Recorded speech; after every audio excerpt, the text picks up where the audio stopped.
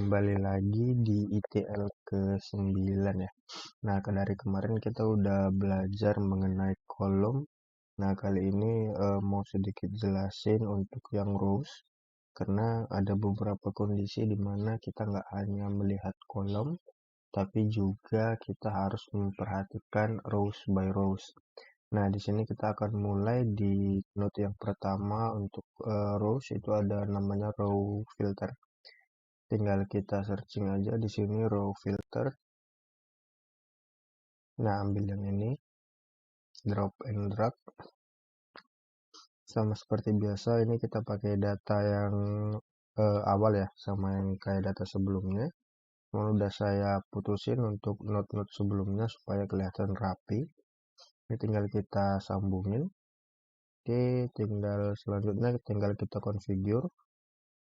Nah, di row filter ini kita bisa tentuin beberapa kondisi ya. Ini ada satu cara untuk include rows by attribute, by rows number, dan by rows ID. Nah, jadi di sini ada 3 jenis. Kita mau filter berdasarkan attribute value, berdasarkan rows number, dan berdasarkan rows ID. Nah, jadi di setiap pilihan itu ada include ataupun exclude. Nah, jadi di sini ada 6 pilihan, tapi dengan 3 cara yang berbeda. Itu. Nah, yang pertama kita coba dulu dengan attribute value. Nah, attribute value ini maksudnya kita mau keluarin baris demi baris dengan kondisi tertentu. Contohnya kita mau keluarin gender, di mana kita tahu gender itu ada male dan female. Nah, kita mau pilih hanya yang male. Oke, kita mau hanya pilih yang male. Nah, nanti rows dengan gender yang male hanya akan yang ada keluar tuh sebagai output. Coba ya kita tes ini oke. Nah, data sebelumnya kita boleh cek di gender itu ada male dan ada female. Benar ya, ada female dan ada male. Nah, kita hanya mau ambil untuk gender yang male saja, teman-teman. Oke, tinggal kita execute. Oke, sudah berhasil. Kalau kita boleh lihat, ini datanya dari 1000 rows, 16 kolom. Nah, kalau kita lihat setelah kita filter by row filter, itu datanya tinggal 486 dengan jumlah kolom yang sama. Coba kita lihat apakah sudah benar ya. Nah, ternyata gendernya sudah male semua, sesuai dengan konfigurasi yang tadi kita buat, teman-teman. Nah, benar ya, sudah male gitu. Nah, nanti teman-teman bisa ganti nih kondisinya. Bisa nanti ganti kolomnya menjadi unit price, invoice, branch gitu. Nah, ini juga bisa diganti, teman-teman. Pokoknya branch, kita mau branchnya A. Tinggal kita oke-kan. Terus kita execute lagi nih. Nah, kita lihat nih dari 1000 ternyata tinggal 340 data gitu ya yang branch. Kalau kita lihat ternyata bener nih, cuma branch A yang ada di proses selanjutnya gitu ya. Sedangkan untuk branch-branch lain itu nggak kita ya ikutin. Jadi kita pemilihannya berdasarkan rows. Oke, mungkin itu dulu untuk yang pertama by pattern. Oke, di metode kedua di bagian attribute value itu ada user range checking. Nah, di sini kita bisa juga tentuin kolom mana yang akan kita filter berdasarkan lower bound dan upper boundnya. Contohnya di total, kita mau lowernya itu nilainya 1 dan uppernya kita buat mungkin 50 ya. 40 aja deh. Oke, tinggal kita oke kan. Kita execute. Oke, sudah berhasil dari 1000 ternyata yang berhasil difilter hanya 40 dengan range lower dan uppernya yang sesuai kita tentukan tadi di bagian total 35. Nah, berarti nggak ada yang lebih dari nilai 40 ya, teman-teman. Nah, ini dia totalnya nggak ada yang lebih dari 40. Oke, di sini juga yang ketiga ada yang missing value. Nah, missing value ini jadi contohnya ini kita pilih di include ya. Nah, jadi nanti untuk kolom-kolom missing saja yang akan kita tarik. Contohnya kalau di kolom missing itu ada di unit price. Nah, unit price ini kita include ya. Include-nya isinya apa? Isinya adalah hanya data-data yang missing. Coba kita tes. Oke, sudah berhasil dari 1000. Ternyata sisa 25 data, di mana isi dari unit price adalah semuanya missing value ya teman-teman. Nah, ini missing value semua. Oke, jadi jumlah data yang tertarik hanya yang missing, hanya ada data kosong.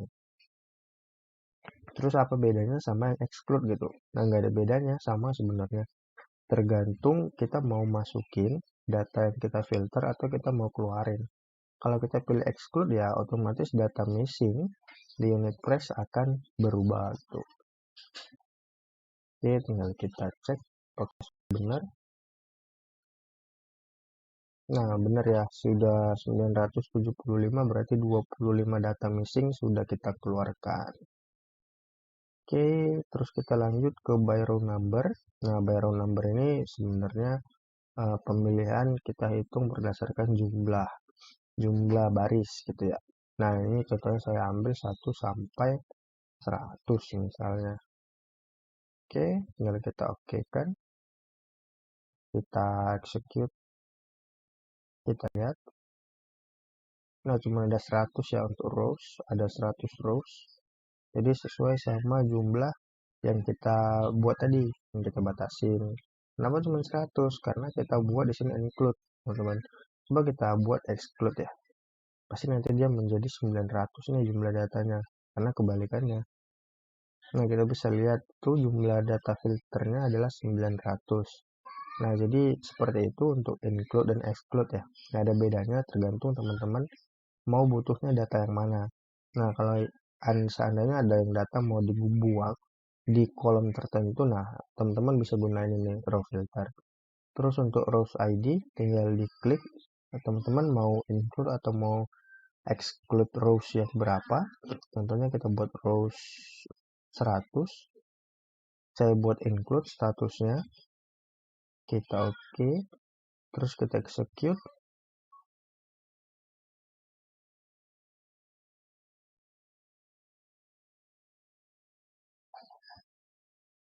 Kita execute lagi. Tadi ketinggalan rows ID.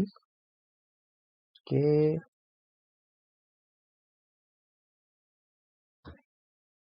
Kita cek dulu. Row oke, nggak pakai S ya ternyata. Kita buat row ID. Oke.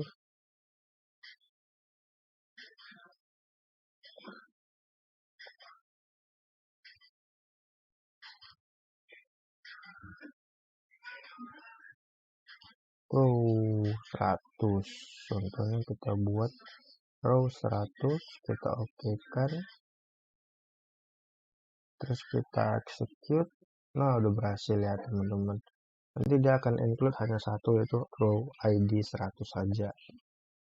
Nah, ini contohnya untuk berdasarkan by row number ya. Nah, jadi teman-teman tinggal silahkan pilih, ada 3 metode.